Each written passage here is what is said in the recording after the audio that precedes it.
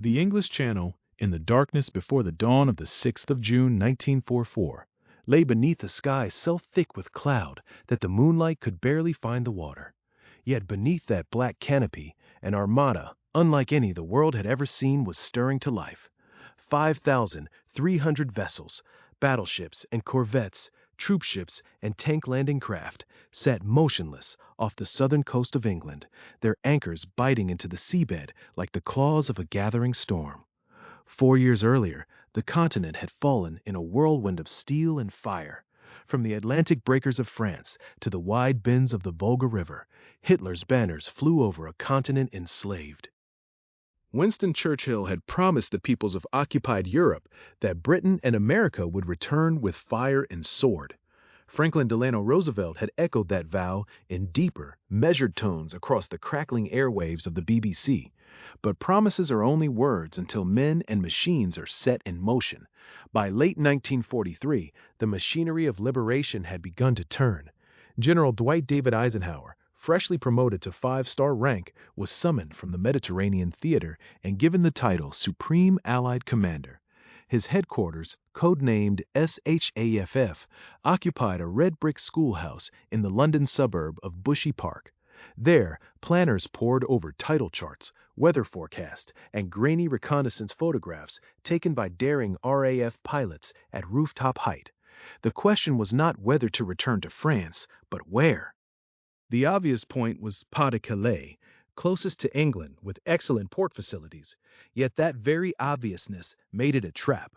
Normandy, farther west, offered surprise, and the Bocage country beyond the beaches could bottle up German panzer reserves. The decision was made. Normandy it would be. Across the Channel, Field Marshal Erwin Rommel, the Desert Fox, transferred from North Africa, inspected the Atlantic Wall. Hitler had given him 90 days to make the coast impregnable, 90 days to lay 6 million mines, drive millions of steel tetrahedra into the tide line, and sight 88mm guns to sweep every yard of sand. Rommel worked his men from dawn to dusk, and sometimes beyond. Yet even the Desert Fox could not be everywhere. In attic rooms and cellar hideouts, French resistance cells risked torture and death to radio the positions of new gun batteries, the arrival of fresh troops, the depth of mined fields. Every transmission was a heartbeat in the gathering storm. To cloak the true objective, the Allies spun an elaborate web of deception called Operation Fortitude. Inflatable tanks and plywood landing craft were arrayed opposite Calais. False radio traffic chattered across the ether. German intelligence, already fractured by rivalries, swallowed the bait. 15 divisions waited for an invasion that would never come. By the 5th of June, the machinery reached fever pitch. 11,000 aircraft crowded airfields from Cornwall to East Anglia. Soldiers chalked last-minute messages on hulls. Hitler's headache, courtesy of the 2nd Rangers. Tank crews painted white invasion stripes on their Shermans. Admiral Bertram Ramsay, mastermind of the naval plan, stood on the bridge of his flagship, watching the greatest fleet in history stir to life. General Omar Bradley, commanding the American First Army, clasped the rail of his transport and stared toward a coastline he had only seen in photographs. Every man knew that in the morning, the Atlantic Wall would either crack or swallow them whole. The storm was no longer gathering. It was about to break. Night of the Paratroopers, Clear's throat. 11:30 post-meridium, June the 5th, 1944. In the blacked-out fields of Dorset, 13,000 American paratroopers of the 82nd and 101st Airborne crouched beneath the roaring bellies of their Dakota transports. Each man carried 70 pounds of equipment, enough to fight for 3 days behind enemy lines. They were about to gamble everything on 6 hours of darkness. General Dwight D. Eisenhower had given the final order at 22:15. Now, as the first aircraft lifted into the low cloud ceiling, the Supreme Commander stood alone on the tarmac, watching his boys disappear into the night. He would not sleep until they returned, if they returned. The formation crossed the English coast at 23:57. Almost immediately, German flak batteries opened up from the Channel Islands. Cloud cover forced pilots down to 800 feet, perfect target altitude for the 88s below. The neat formations dissolved into chaos. Over Cotentin Peninsula, the situation worsened. Strong winds and scattered flak dropped paratroopers across 50 miles of occupied France. Instead of concentrated assaults, small groups of Americans found themselves alone in hostile territory. But chaos cuts both ways. At 20 minutes past midnight, gliders carrying pathfinders crash-landed near Sainte-Mère-Église. Despite the scattering, their beacons began flashing, guiding waves of aircraft to their drop zones. To the east, British paratroopers faced their own Crucible. The 6th Airborne Division, under Major General Richard Gale, crossed the coast at 23:45. Their target, the eastern flank of the invasion, 5 bridges across the Orne and Dives rivers. At 16 minutes past midnight, the first British boots hit French soil. Lieutenant Herbert Denham Brotheridge led his platoon across Pegasus Bridge in a dead sprint. The first shots of D-Day were fired, and the defenders never knew what hit them. Within minutes, both ends of Pegasus Bridge were secured. The critical link between the British beaches was theirs, but holding it would require every man they had. Across Normandy, isolated American squads began linking up. In Sainte-Mère-Église, Private John Steele's parachute caught on the church steeple, dangling helplessly as the battle raged below. His comrades fought house to reach him.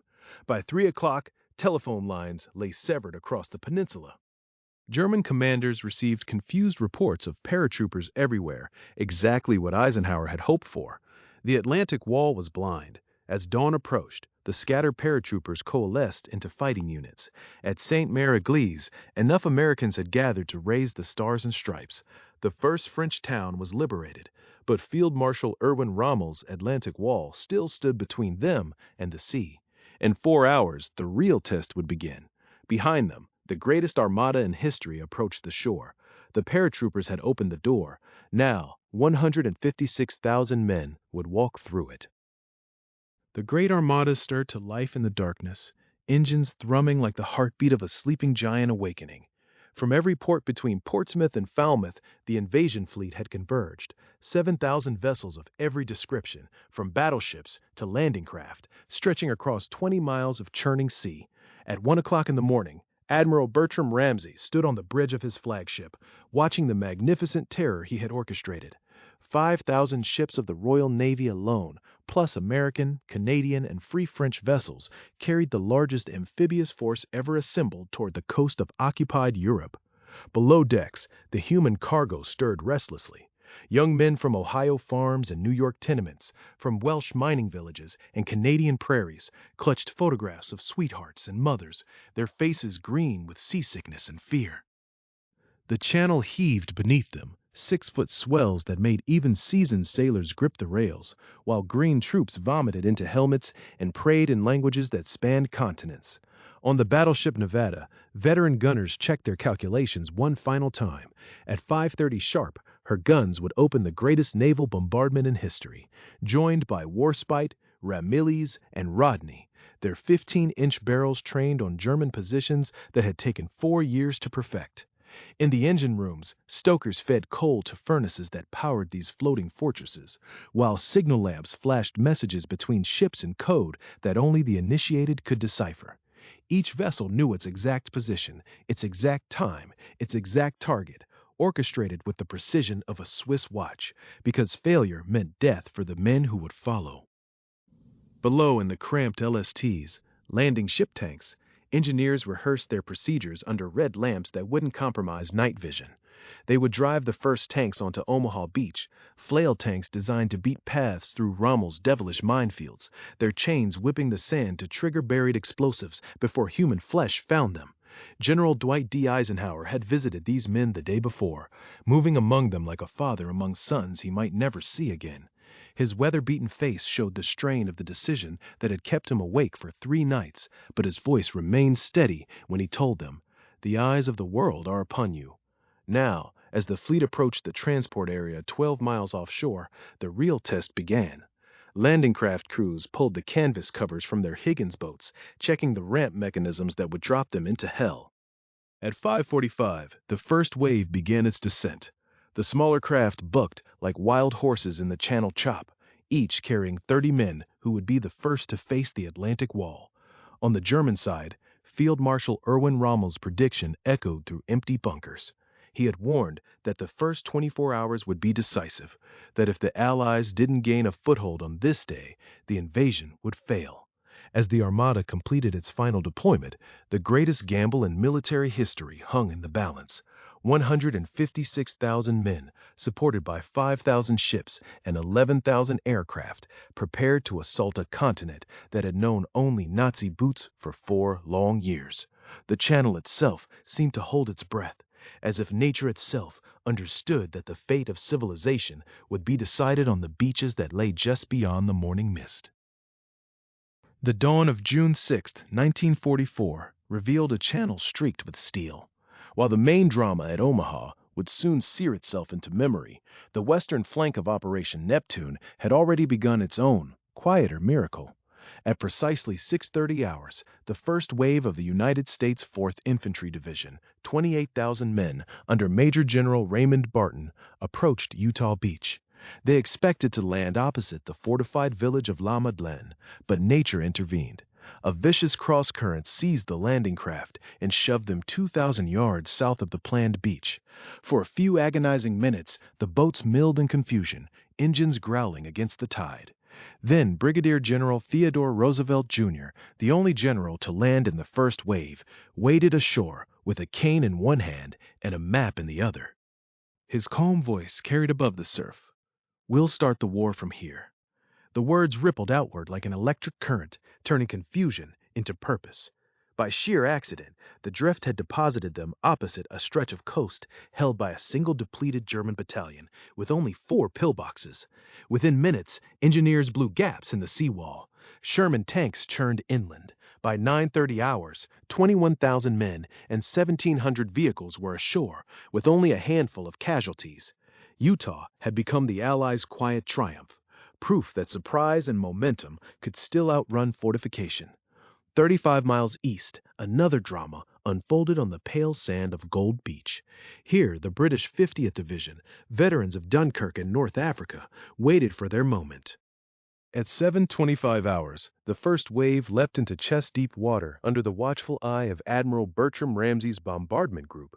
The Germans had expected the tide to cover their mined beach obstacles. Instead, they watched in disbelief as the assault came at dead-low water.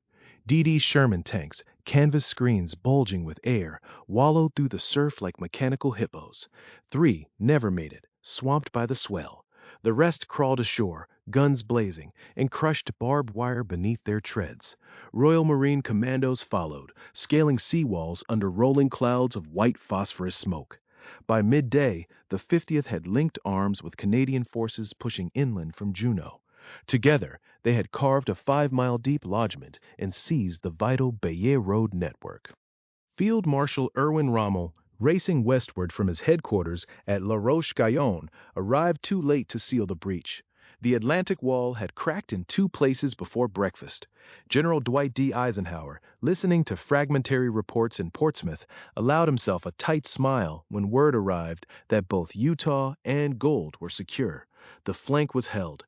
The hinge upon which the liberation of Europe would swing had been forged in sand, steel, and sheer audacity before most of France had finished its morning coffee. As dawn's first pale light filtered across the English Channel, a new wave of steel and courage surged toward the Norman shore. While American forces had secured the western flank, the heart of the invasion now fell to the Commonwealth, sons of Canada and Britain, who would carve their names into the sands of Juno and Sword. The Canadian 3rd Division, packed tight in their landing craft like sardines in khaki, watched the approaching shoreline through spray and smoke. At precisely 7:35, the first ramp dropped onto Juno Beach, and the world exploded into a maelstrom of fire and steel. 75mm shells screamed down from concrete bunkers nestled among the dunes, turning the beach into a killing field. The Regina rifles hit the sand running, their faces grim with determination as they began the deadly work of clearing Courseulles-sur-Mer, house by house, door by door. Behind them, Sherman Firefly tanks, British guns mounted on Canadian hulls, wallowed through the surf like mechanical sea monsters. Their long 17-pounders swung toward German 88s hidden atop the dunes, and the duel began, armor-piercing shells streaking back and forth across the morning sky. By noon, something remarkable had happened. While other beaches struggled to gain yards, the Canadians had punched 10 kilometers inland, the deepest penetration of the entire day. Their advance had been so swift that some units found themselves fighting alone in countryside villages where the war had not yet arrived. Meanwhile, 3 miles east, the British 3rd Division struck Sword Beach at 7:30 sharp. Lord Lovat's commandos, led by their piper Bill Millen playing Highland Laddie, waded ashore as if walking onto a Scottish parade ground rather than into the jaws of death. The British advance moved with practiced efficiency. Within hours, they had linked with the Paratroopers of the 6th Airborne at Pegasus Bridge, the critical crossing that prevented German armor from sweeping down from the east. At precisely 1 o'clock, the junction was complete, and the eastern flank stood secure. But the day's drama was far from over. At 4 o'clock, the feared German 21st Panzer Division, Rommel's personal reserve, launched a savage counterattack. Tanks and infantry surged toward the gap between British and Canadian positions, threatening to split the Allied beachhead like a wedge driven into soft wood. For 2 desperate hours, Commonwealth forces held on by their fingernails. Then, salvation arrived from the sea. Royal Navy cruisers Ajax, Argonaut, and Orion swung their massive guns toward the German advance. The sound was like the end of the world itself. 6-inch shells screaming overhead to explode among the panzers. By evening's end, the Commonwealth had done what many thought impossible. They had not just landed, they had stayed. The Canadians held their 10-kilometer spear thrust inland, while the British had carved a solid bridgehead around Sword. Together, they had forged the eastern anchor of the liberation of Europe. As darkness fell on the 6th of June, the Commonwealth dead lay where they had fallen, on beaches, in villages, and across wheat fields that would never again know peace. But their sacrifice had bought the foothold upon which the liberation of an entire continent would be built. The Atlantic dawn was still a thin silver line when the first landing craft lowered their ramps toward hell. At exactly 6:30, the voice of war spoke with the roar of 240 guns. 34,000 men of the United States 1st and 29th Infantry Divisions stared at the shingle ahead, knowing the German 352nd Grenadier Regiment waited above them like patient spiders. The sea itself seemed to conspire against them. Swells rolled 7 feet high, swallowing 27 of the 32 floating Sherman tanks before they ever fired a shot. Engineers waded chest deep, dragging Bangalore torpedoes that snagged and snapped on wire the naval bombardment had somehow spared. By 8:30, the sand was already carpeted, with 2,400 fallen. Landing craft circled like drifting coffins, helmsmen staring at the impossible shore. From the command ship Augusta, General Omar Bradley pressed a hand to his forehead and whispered, "Evacuation may be the only sane choice." But sanity has no place on Omaha. At 800 yards, close enough to read the iron crosses on the bunkers, American destroyers opened a barrage so precise that sailors felt the heat of German ricochets on their decks. Meanwhile, 225 Rangers clawed their way toward Point du Hoc, grappling hooks singing through the morning air. By the time they reached the crest, only 90 were still able to fight, yet they fought as if the fate of the world balanced on their bayonets. Back on the beach, a single tank dozer nosed against a seawall, blade grinding sparks. At 1300 hours, a ragtag platoon breached the Vierville draw, their uniforms so soaked in blood and seawater the fabric clung like second skin. By 1600, the engineers had blasted 3 exits wide enough for trucks, and 18,000 men began to move inland. Behind them, the tide still brought bodies home, rolling them gently onto the sand they had died to claim. Yet every man who stepped off that sand carried with him the memory of comrades who would never rise, and the promise that their sacrifice would not be wasted. Omaha had been a crucible. What emerged was tempered steel. Night fell across Normandy like a velvet curtain, and for the first time since dawn, the guns fell silent along the 5 invasion beaches.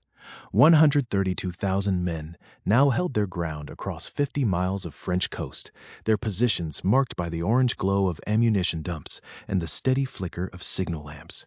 General Eisenhower's gamble had paid its first dividend. From Sword in the east to Utah in the west, a continuous chain of Allied steel now pressed against Hitler's Atlantic Wall.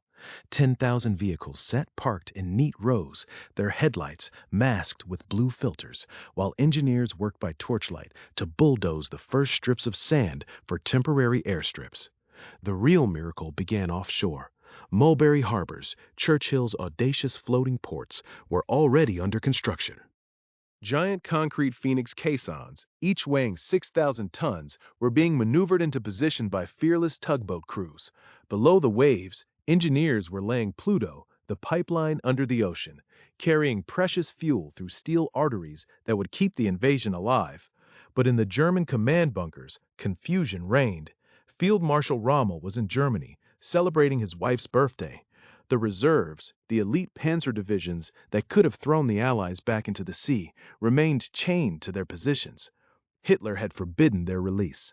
When news of the invasion reached the Berghof at dawn, the Führer simply rolled over and went back to sleep, convinced it was merely a feint. He would not wake until noon. The morning of 7 June brought no rest. Through the ancient Bocage country, those tangled hedgerows that had stood since William the Conqueror's time, Allied corps began their grinding advance. The 101st Airborne, scattered by winds on the first night, had somehow reformed and now relieved the exhausted 29th Division near Saint-Lô. Each mile cost blood. The hedgerows became killing grounds where every corner could hide death. Tanks couldn't turn. Infantry couldn't see.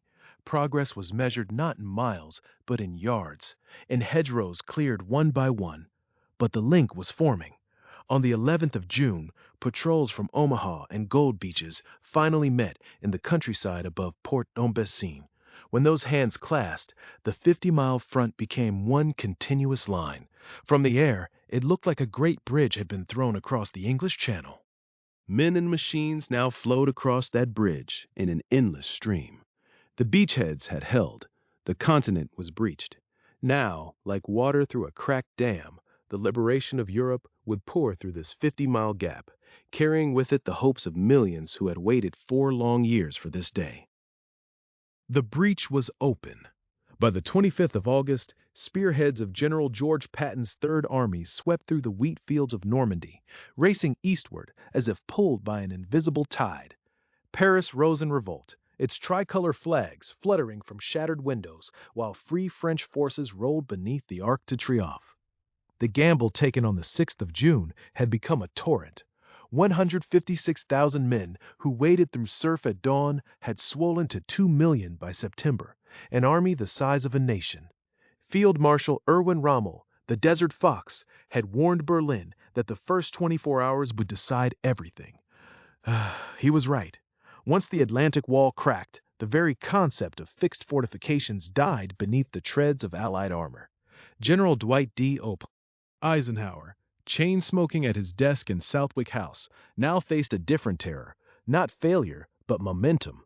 Could supply lines stretch 500 miles from the beaches to the Siegfried Line? Could gasoline flow faster than courage? Admiral Bertram Ramsay's fleet ferried entire divisions across the Channel nightly, turning the narrow sea into a liquid highway. Meanwhile, General Omar Bradley's First Army pivoted north to seal the Falaise pocket, trapping 50,000 German soldiers in a cauldron of fire and terror. The Wehrmacht that had marched through Europe in 1940 now retreated in tatters, leaving boots and dreams in the mud.